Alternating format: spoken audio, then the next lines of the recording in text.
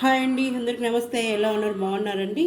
మనము రాగి పిండితో పూరి చేస్తున్నాను. మనం ఎప్పుడు రాగి జావా ఇట్లా సంగటి చేసుకుంటూ ఉంటాం కదా, కొంచెం వెరైటీగా ఉంటుందని చెప్పి రాగి పిండితో పూరి చేస్తున్నాను. దానికి ఏమేమి కావాలో చూసేద్దాం. చూసే ముందు అందరూ లైక్ చేయండి, అందరూ కొత్త చూస్తే సబ్స్క్రైబ్ చేసుకోండి.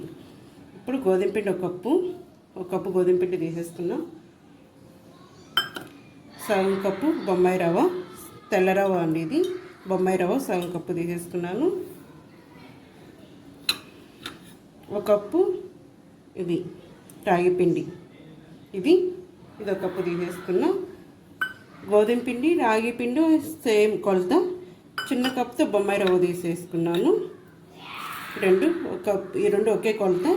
బొంబాయి రవ్వ వచ్చి సగం కప్పు తీసేసుకున్నా. ఇప్పుడు కొంచెం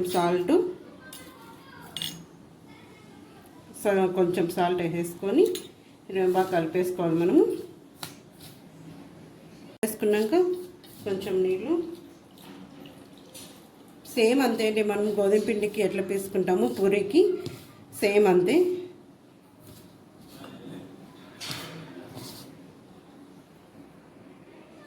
కలిపేసుకున్నాక కొంచెం ఆయిల్ వేసేసుకున్నాం. చూడండి, దీంతో సగం కప్ ఆయిల్ వేసేసుకున్నాను. ఇట్లా కలిపేసి ఒక అర్ధగంట పక్కన పెట్టేసుకోవాలి.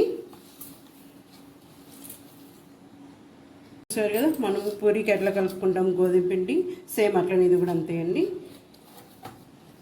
పక్కన పెట్టేసుకోవాలి, ఒక అర్ధగంట పక్కన పెట్టేసుకోవాలి మనం. ఇట్లా మూత. చూడండి, ఆయిల్ వేడైపోయింది. ఇంకా మనము ఇది రుద్దేసుకున్నాను అర్ధగంట తర్వాత మన పూరికి. చూడండి, రాగి పిండి పూరి దీంట్లో చేస్తున్నాం.